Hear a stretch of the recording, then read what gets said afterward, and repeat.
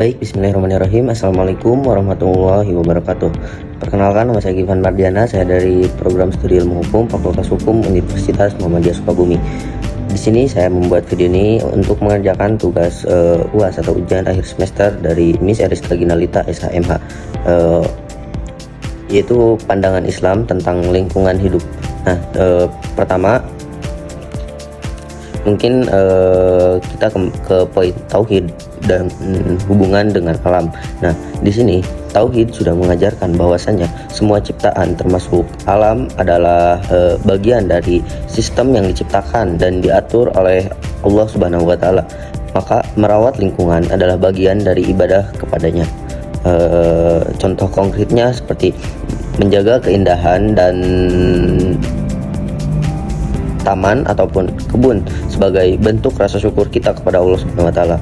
Juga tidak membuang limbah ataupun sampah secara sembarangan, karena itu dapat merusak ciptaan Allah dan juga lingkungan sekitar. Dalilnya seperti dalam Quran surat Al-Baqarah ayat 2. Quran surat Al-Baqarah ayat 164. Sesungguhnya di dalam penciptaan langit dan bumi ialah tanda-tanda bagi kaum yang memikirkan. Yang kedua yaitu manusia sebagai khalifah fil ard, yaitu sebagai pengelola untuk bumi ini.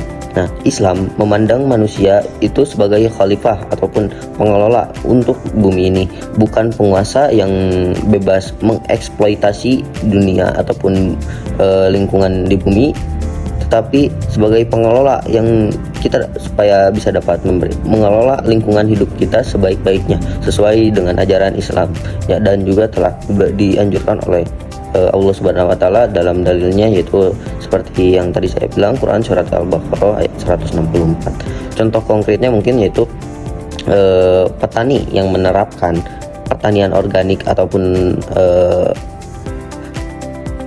untuk menjaga kesuburan tanah. Dan kedua yaitu pemerintah menciptakan kebijakan zonasi hutan dan kawasan lindung hutan ataupun hutan lindung. Nah, dalil di sini mungkin dapat kita lihat pada Quran surat Al-Baqarah ayat 30. Sesungguhnya aku hendak menjadikan seorang khalifah di bumi, yaitu yang ketiga yaitu larangan merusak alam atau fasad. Nah, Islam sangat melarang segala bentuk perusakan lingkungan. Perusakan disebut sebagai fasad. Contoh konkret atas fasad yaitu perilaku dampak status di dalam Islam, penebangan hutan liar, terjadinya banjir, longsor, dan dosa pembuangan limbah ke sungai yang dapat mencemarkan air, itu haram. Solusi udara akibat industri menyebabkan penyakit, gangguan ekosistem.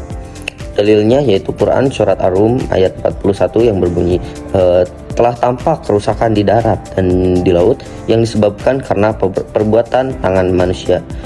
Jadi kita sebagai manusia, sebagai pengelola di bumi ini, yaitu Khalifatul fil ard, nah kita dapat mempertanggungjawabkan dengan tindak laku dan campur tangan kita terhadap lingkungan.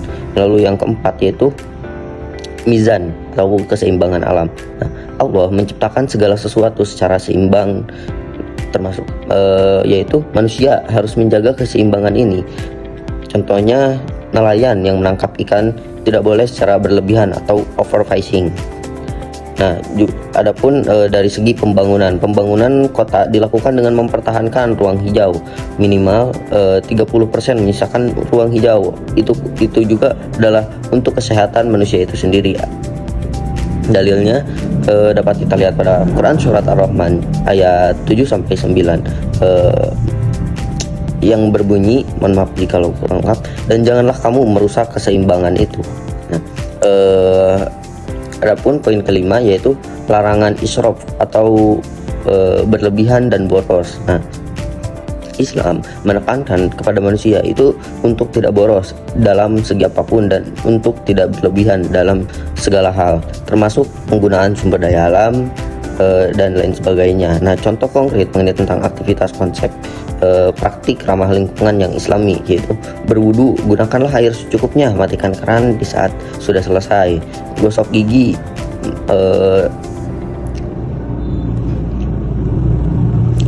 adapun makan, ambil secukupnya, hindari food waste. Energi, gunakan seperlunya, matikan dan juga matikan lampu di saat tidak digunakan. Yang dalilnya dapat kita lihat pada Quran surat Al-A'raf ayat 31 yang berbunyi, makan dan minumlah dan janganlah berlebih-lebihan. Poin ke-6 yaitu pelestarian sumber daya air, tanah, hutan, dan udara. Nah, contoh konkretnya dapat kita lihat seperti yang telah dilakukan oleh Nabi Muhammad SAW, bahwasanya Nabi Muhammad SAW melarang mencemari air yang mengalir. Hadis riwayat Abu Daud. Lalu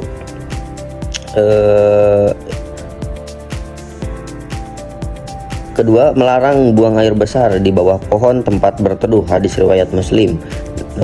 Selanjutnya, Nabi juga menganjurkan untuk menanam pohon bahkan di saat kiamat. Itulah berarti dalam pandangan Islam bahwasanya pentingnya untuk menjaga kelestarian lingkungan.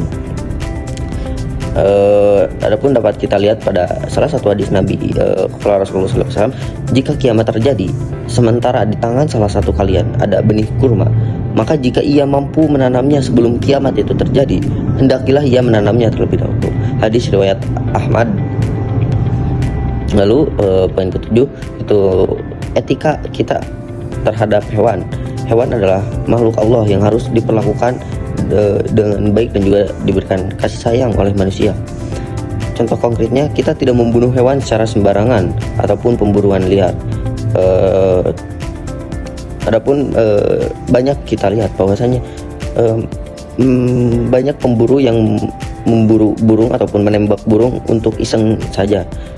Coba lakukan hal tersebut itu untuk hal yang bermanfaat, untuk semisal emang kalau dibutuhkan barulah kita memburu burung tersebut, dan juga tidak memburu secara berlebihan. Lalu kita memberi makan kepada hewan-hewan liar, burung, kucing, dan lain sebagainya sebagai amal kebaikan kita. Hadis Nabi SAW,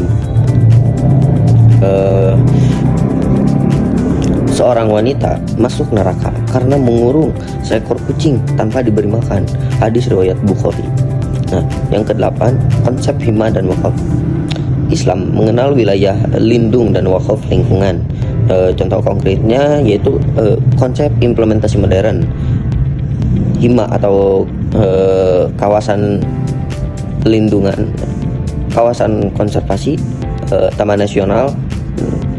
Dan kalau wakaf itu adalah yang diwakafkan, seperti lingkungan sumur wakaf, tanah yang diwakafkan untuk kebutuhan masjid, kebun komunitas, lahan hijau publik. Seperti dapat kita ketahui dari praktik Nabi Muhammad SAW, Nabi pernah menjadikan wilayah sekitar Madinah sebagai hima agar hewan liar dan ternak dapat berkembang biak di wilayah tersebut. Lalu yang ke-9 yaitu amal jariah lingkungan. Nah, di sini Islam menganjurkan dan juga mengajarkan bahwasanya menjaga lingkungan bisa menjadi amal jariah untuk manusia itu sendiri yang pahalanya terus menerus. Contohnya seperti menanam pohon yang produktif seperti buah ataupun yang dapat memberikan keteduhan. Lalu membangun sumber daya air yaitu sumur, penampungan air hujan yang dapat dilakukan untuk khalayak umum. Lalu memberikan edukasi terhadap memberikan edukasi mengenai lingkungan seperti sanitasi, daur ulang, dan gaya hidup hijau. Hadisnya yaitu berbunyi, tidaklah seseorang muslim menanam pohon ataupun menabur benih lalu burung, manusia ataupun binatang memakan darinya kecuali menjadi sedekah baginya. Hadis riwayat Bukhari dan Muslim. Lalu yang ke-10 ini juga menjadi pertanggungjawaban kala kita di akhirat. Semua perbuatan manusia termasuk terhadap lingkungan akan dimintai pertanggungjawaban di akhirat nanti. Contohnya dapat kita lihat pejabat publik yang korup di dalam proyek penghijauan dan juga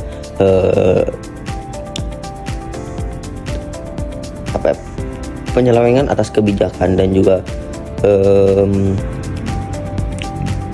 perusakan terhadap lingkungan itu adalah menjadi dosa yang sosial gitu kan. Lalu yang kedua, pengusaha barang limbah itu si limbahnya dialirkan ke sungai, itu dapat dipertanggungjawabkan nanti di akhirat, yang akan ditanya di akhirat nanti karena jikalau memang merugikan makhluk Allah Subhanahu wa taala, entah itu dari segi lingkungan, tumbuhan, hewan dan lain sebagainya. Yang dalilnya dapat kita lihat dari Quran surat Al-Zalzalah ayat 7 sampai 8. Kurang lebih yang berbunyi, barang siapa yang mengerjakan kebaikan seberat jarah dan barang siapa yang mengerjakan kejahatan seberat jarah, itu dapat akan dipertanggungjawabkan di akhirat nanti. Lalu yang terakhir mungkin kesimpulan yang dari pandangan saya mengenai tentang prinsip Islam dan implikasi lingkungan, contoh nyata tauhid untuk menjaga ciptaan Allah, tidak merusak alam. Kita sebagai khalifah fil ard ataupun pengelola di bumi ini harus beramanah dan juga terutama mengenai tentang bertani organik. Nah, lalu ada fasada. Nah, kita dilarang untuk merusak dan juga merusak lingkungan ataupun menebang pohon secara liar dan juga memburu secara liar. Nah, lalu ada mijan, kita harus bisa menjaga keseimbangan dan juga tidak eksploitasi mengenai tentang sumber daya alam dan sumber daya lainnya. Lalu kita tidak boros ataupun kita dapat menghemat air, listrik, energi dan lain sebagainya dari segi. Lalu dari hima ataupun wakaf, kita dapat melihat dari konservasi tanah, taman, terus lagi sumur wakaf, dan lalu kita lihat dari etika hewan. Nah, kita harus memberikan kasih sayang dan tidak menyiksa hewan, dan justru kita harus memberikan apa yang bisa kita kasih kepada hewan tersebut. Lalu ada amal jariah, pahala yang terus mengalir terus menerus, yaitu dapat kita implementasikan dari menanam pohon, membuat sumur untuk khalayak umum dan lain sebagainya. Lalu kita juga harus melihat mengenai tentang apa yang kita lakukan itu akan menjadi pertanggungjawaban di akhirat dan dapat menjadi dosa ataupun pahala tergantung dari apa yang tangan kita lakukan. Karena apa? Allah sudah menjelaskan bahwasanya kita sebagai manusia adalah khalifatul fil ard. Jadi kitalah sebagai pengelola di bumi ini. Kita diwakilkan oleh Allah untuk mengelola bumi ini. Mungkin sekian paparan dari saya untuk mengerjakan tugas dari Miss Ariska Ginalita SHMH mengenai tentang pandangan Islam terhadap lingkungan. Mohon maaf bila ada kesalahan kata ataupun perilaku. Wabillahi taufiq wal hidayah. Wassalamualaikum warahmatullahi wabarakatuh.